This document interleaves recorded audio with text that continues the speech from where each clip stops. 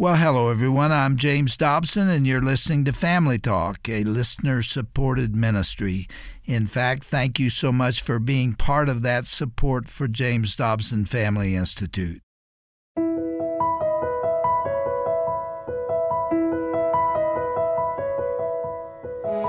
Hello, everyone, and welcome into Family Talk. I'm Dr. Tim Clinton, co-host of the broadcast here at the Dr. James Dobson Family Institute. I also serve as president of the American Association of Christian Counselors. I'm honored to serve alongside Dr. Dobson as the resident authority on mental health and relationships here at the JDFI.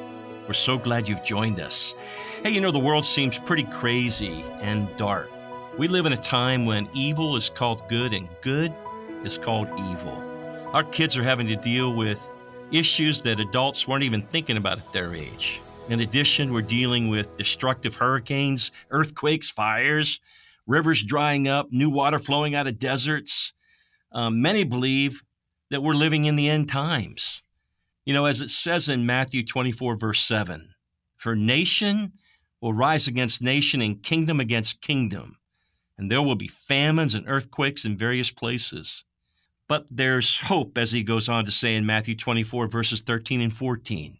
But the one who endures to the end is the one who will be saved. The gospel of the kingdom shall be preached in the whole world as a testimony to all the nations, and then the end will come. So how do we navigate these unprecedented times? How do we understand what the Bible describes as it's unfolding right before our eyes? Well, our guest today, Rabbi Jonathan Cahn, has written a new book that explores the biblical mysteries that we're currently witnessing, and he lays out a blueprint on how to survive the days ahead. His new book is entitled The Josiah Manifesto, The Ancient Mystery and Guide for the End Times. Jonathan Cahn is also a longtime friend of Dr. Dobson and Family Talk. He's the president of Hope of the World Ministries. Jonathan also serves as senior pastor and Messianic Rabbi of the Jerusalem Center, Beth Israel in New Jersey. He's a New York Times bestselling author. Some of his books include The Harbinger, The Paradigm, The Book of Mysteries, The Oracle. Rabbi Cahn's teachings focus on deep scriptural mysteries that have profound prophetic impact. He's a renowned international speaker and hosts his own radio and television shows that are heard and seen around the world. He and his wife, Renata, they have 3 sons. Jonathan, welcome back to Family Talk. We're so delighted to have you. Dr. Dobbs and his wife, Shirley, send their regards. Oh, it is a joy to be back. And, you know, Dr. Dobson, you know, it's been one of the great blessings of my life to actually know him and get to know him, because when I was a new believer, I would listen to him all the time. So I consider him a giant. It's just an awesome thing. And I pray for them, miss him, but I'm glad that he put things in good hands, Tim, you know, because you're a great man of God as well. Jonathan, as we get started, we're living in unprecedented times. I mean, we're seeing, fires and wild storms. We're hearing rumors of war. The Euphrates River is drying up. I guess it's biblical. Yeah. Jonathan, but there's a lot of fear and a lot of concern I see in the hearts and lives of people everywhere. And I think people are so beat down. They're angry. They're confused. They're frustrated, but they're crying out for help and hope. They're praying for a better day. They're praying that God would do something. Jonathan, what are you seeing? Well, I'm kind of known for, opening these things up and giving warning, but I also, I never write a book without hope, because, first of all, to me, it's the most exciting time. I mean, the Bible said it's going to happen, so we can't complain when things happen. The Bible says these are the last days. We're going to see this, so we're seeing that. It tells me that God's on the throne. It tells me that the challenges are great.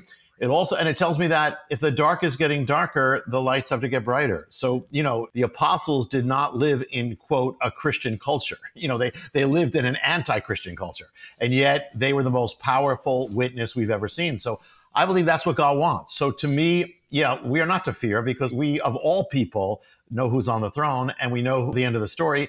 And we also know the power we have. And so to me, really, Tim, let me put it this way. When you're watching a movie, what's the most exciting part? The last 15 minutes. So sure. What's the most exciting part? So God put us in the last 15 minutes. I'm excited about that. We have to become the people God called us to be.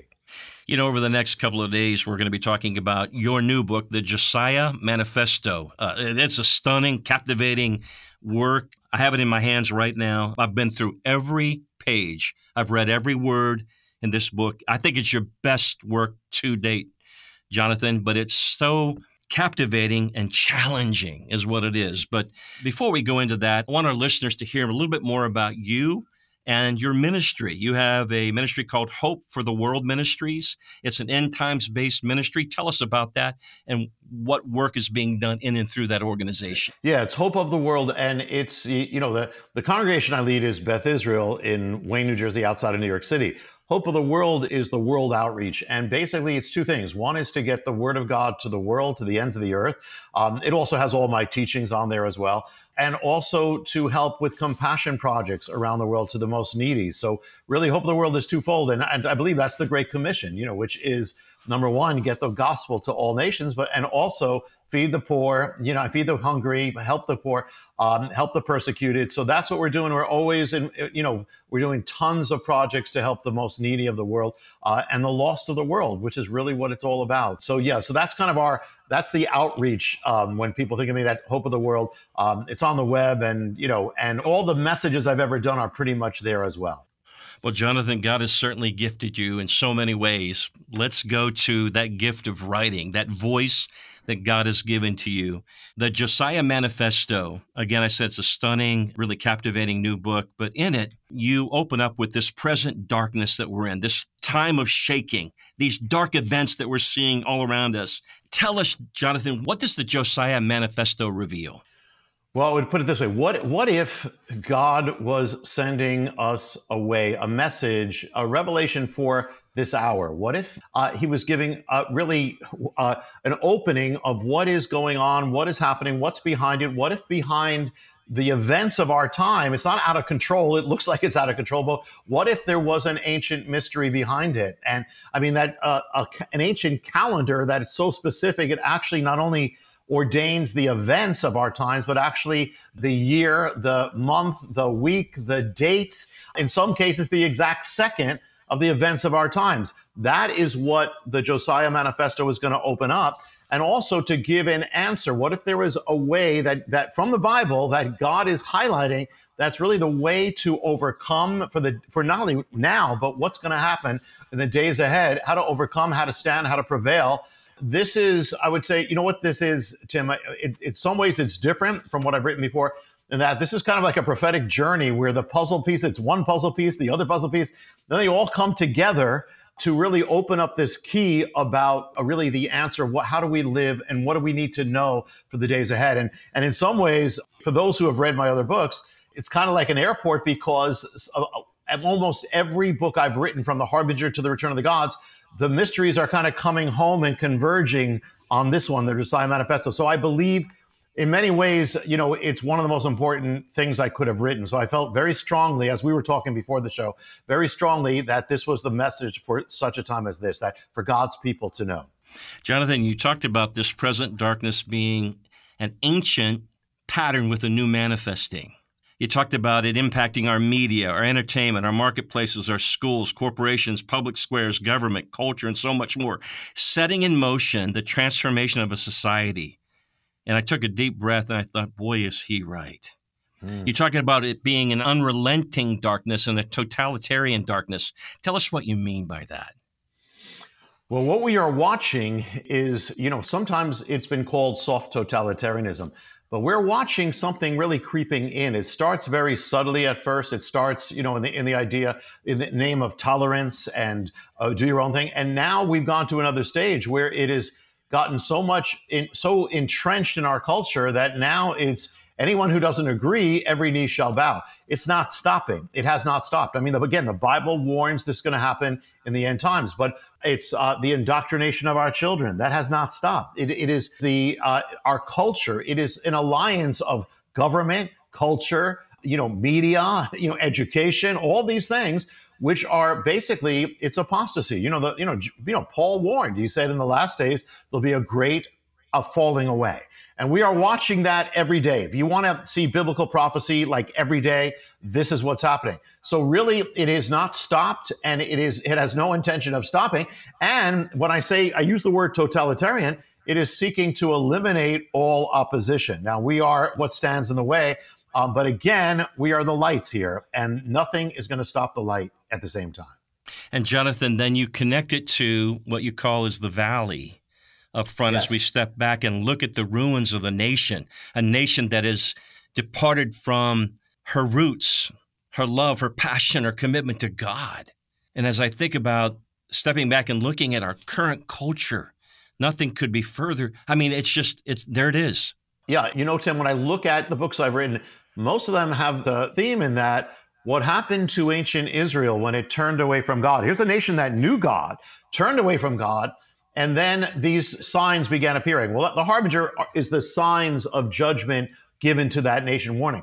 Well, this is taking this forward. These are really in the last days of ancient Israel. Now, America and Israel are very much joined because I only know of two civilizations that were founded specifically for the purposes of God. And one was America. The other was Israel. America is not Israel, but it was actually created to be a form of Israel in the New World by the Puritans.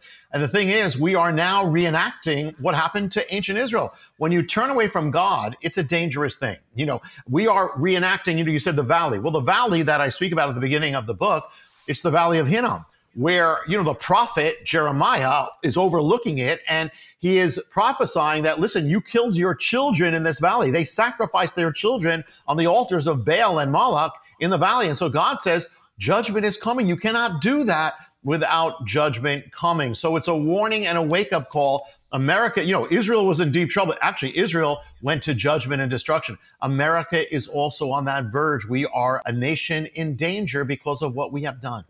In the midst of it, you also then take us to an understanding of the year of Jubilee. Yes. Because it is at the heart of this new book, the Josiah Manifesto. Rabbi Cahn explained to us what that is all about. What's the meaning of Jubilee? What are the key tenets for those who don't understand that? Yeah, the year of Jubilee, every 50 years, the 50th year, the Bible says you'll sound the trumpet and really everything gets reversed, it gets undone. Now, in many ways, this is a great thing. If you were enslaved, you are released. It's undone. If you lost your land, you get it back. You are restored. So for many, it's the year of restoration, a year of blessing, which it is. But at the same time, it's a year of reversal and restitution. If you took somebody's land that didn't belong to you, then in the year of Jubilee, it is all reversed. It's taken, what you took is taken from you. So at the same time, there's another side of it that people don't realize. It's also a year of also restitution. And this mystery is going to basically reveal some, I believe, very incredible things about what's been happening in America, in the world, but particularly America, in our days. The Josiah Manifesto begins the mystery on the island of Cuba, where I gave an object and a word to Fidel Castro. And it had very much to do with the Jubilee. In fact, the mystery of it actually determined the exact year that his reign would end, the exact day it would end, and even the hour. That's how it opens up. That actually happened there. So that was, in that sense, it was of restitution. It was taken away from him. So there's a judgment aspect, but now this mystery has touched our entire life, every one of us. Jonathan, there were some amazing things that happened as you visited Cuba. Yes. And I want you to share a little bit about how these things aligned, because to me, as I followed along, I couldn't believe what was unfolding as I turned each page. It was shocking from the moment when you presented Castro, the chauffeur. Well, I don't usually, in my books, I've never included me because I don't, it's about the mysteries, but I witnessed these certain mysteries. So this is the first time I mentioned that. So I was asked to go to Cuba, that Fidel Castro was opening up 1 month of that year or ever to allow for, quote, religious freedom, where there'd be these celebrations of Christians across the land. They asked me to come, open it up with the sound of the shofar. And so I was there for a month. I crossed the island and I was actually led to share throughout Cuba all about the Jubilee, the Jubilee, the Jubilee. And then at the end, the last event was in Havana, Revolution Square, and Fidel Castro came, and the Lord opened the door for me to come to the presidential palace and present a gift. Again, one of them was the shofar, Another was a Bible, which were actually banned in Cuba. And another was a word, which was like prophetic. And so the thing is that for the believers of Cuba, it was a message of restoration, and we saw incredible things happen there. But for Fidel Castro, again, he's the one who took what didn't belong to him. Basically, he took an island, he took what didn't belong. And so therefore, when you look at this and so I told him the word and the object was all about the Jubilee.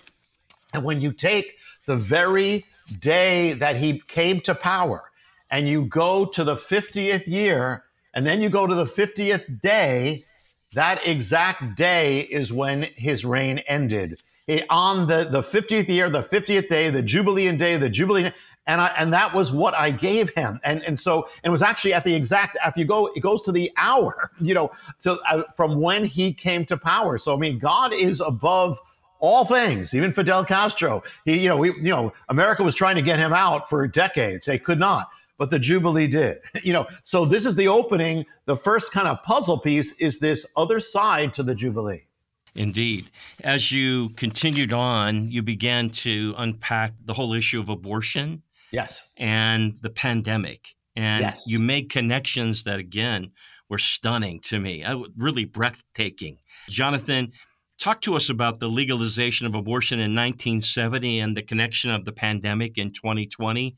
A lot of millions of children died from abortion. Millions of adults died during the pandemic. But the connection you made was really earth-shaking.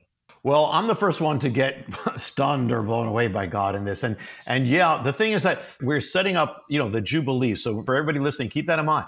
But the second thing is there's a law in the Bible that, what you do to the children is coming back to you. You cannot kill the children, have it not come back. Jeremiah, the prophet Jeremiah, that's when he was speaking about the Valley of Hinnom. He gave a prophecy and said, because you did this, it's coming back to you. Where you killed the children, the death is coming back. And one of the forms that he gives as that it comes back is the form of, in Hebrew, it's called dever gadol, which means a great plague or great pandemic. And so now, when did America begin actually killing children on abortion on demand? It actually began in 1970. So when is the Jubilean year of that? The Jubilean year is 2020. 2020, another death comes to America. So that's the first one. Secondly, the day, when abortion came to America, it came through to the continent. It came through New York. New York was the key in everything. Actually led to Roe versus Wade, what New York did.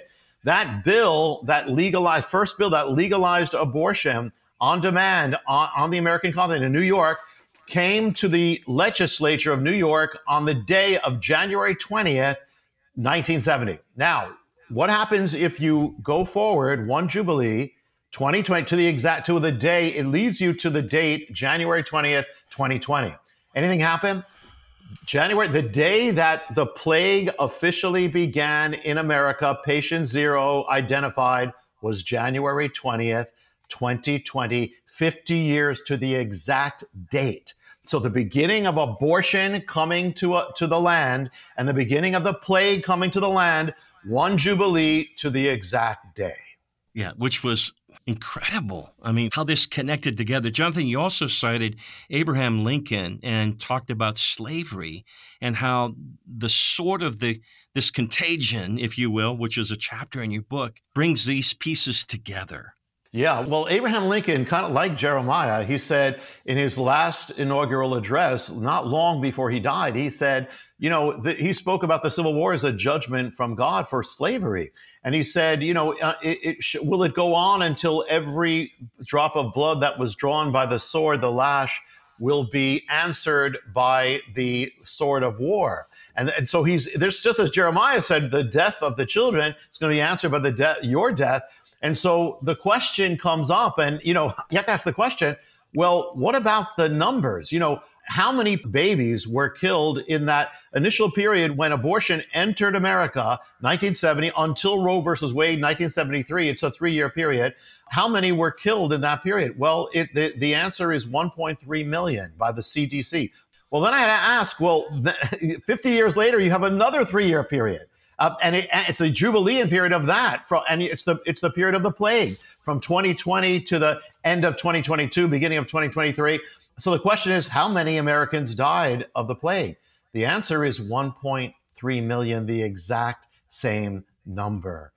As you continue to investigate all this, you began also to bring some connecting points between how abortion entered or began in our country, and you connected it with also how COVID or the pandemic entered our country. Jonathan, bring those pieces together. Oh, yeah. Fascinating. Yeah. Well, you know what, Tim? We all remember it. You know, the day that, I just spoke about the very first entrance of each, abortion and the plague. But then there was a day, if you remember, that everything hit. I mean, it was the middle of March, and everything shut down. There was a quarantine came on America. The stock market crashed. Everything went into lockdown. We were all locked down. Trump went on the television to announce it. The media called it the day that everything changed, the day that everything changed. That was March 11th, and that was 2020, March 11th, 2020. So what happens if you go back 50 years? And it takes you to March 11th, 1970. Anything of significance? March 11th, 1970 is the date that abortion actually began in America. And so the exact day when it fell on America, so the plague fell on America. Tim, it goes even more because it's not only the timing, it's also the exact place. Because at one point, I speak about the Valley of Hinnom, and there's actually a place in America that answers to that valley. You're listening to Family Talk, a division of the James Dobson Family Institute. I'm Dr. Tim Clinton, co-host. Our special guest, 7-time New York Times bestselling author Jonathan Cahn, about his new book, The Josiah Manifesto, The Ancient Mystery and Guide for the End Times. Jonathan, this book is just coming out. Where can people get copies of this new manifesto? A sure, instant New York Times bestseller. Oh, thank you. The Josiah Manifesto is going to be literally everywhere. You can go online. When you hear this, you can go right online. Amazon will have it. Walmart will have it. Barnes & Noble. It'll be pretty much everywhere. I pray people get it, not just for themselves, but for people in their lives who need to hear, need to know. Jonathan, I have been just mesmerized by what God has shown to you, if you will, in and through your work, your research, looking at the scriptures, really taking a look at what's happening in culture in these days. And Jonathan, at the end of the day, I know we're battling time here in our very first broadcast, there's always hope. And you're going to take us on a journey. There's a lot more to expose, if you will, help people understand what's happening. But where are we going, Jonathan? Will you tease us out where we'll be going for days 2 and day 3? Yeah, we're going to be opening up the mystery of days, the mystery of appointed days, an ancient calendar that actually gives the exact days, the time of when the shakings of America happened. We're going to see a mystery behind Donald Trump. We're going to see a mystery behind January 6th, the overturning of Roe versus Wade. We're going to see a lot of mysteries, and it's all going to lead to what do we need to do? There is hope, yes, and that's what the Josiah Manifesto is about. Our special guest again has been Rabbi Jonathan Cahn. His new book, The Josiah Manifesto, The Ancient Mystery and Guide for the End Times. It's a must-read book. Jonathan, again, where can people get copies of this book? It's literally everywhere, wherever there are books. You can get it on Amazon, online, anywhere right now. If you go online, and also on any bookstore, even Walmart will have it. And again, I pray that people get it for people in their lives as well who need to know. Hey, on behalf of Dr. Dobson, his wife Shirley, the entire team at the James Dobson Family Institute, we salute you and appreciate what God's doing in and through you for such a time as this. Thank you so much for joining us. We can't wait until tomorrow. Thank you.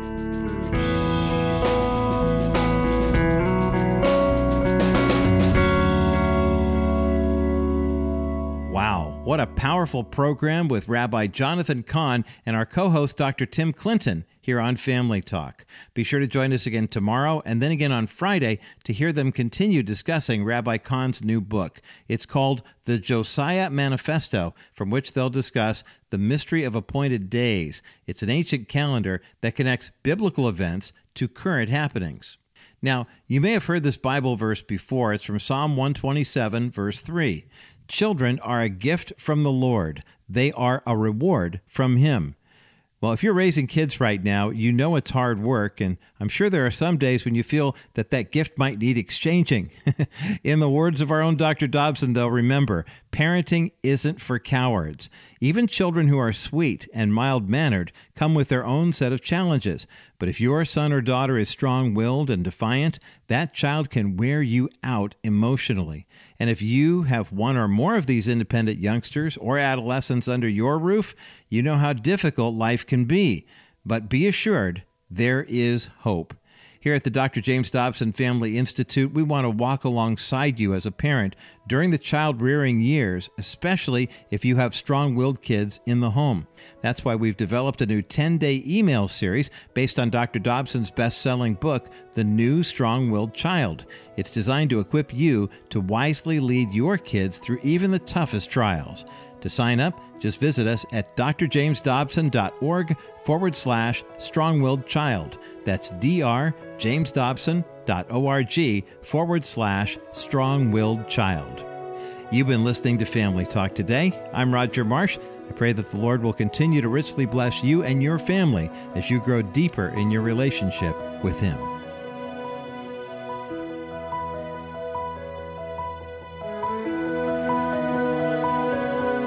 This has been a presentation of the Dr. James Dobson Family Institute.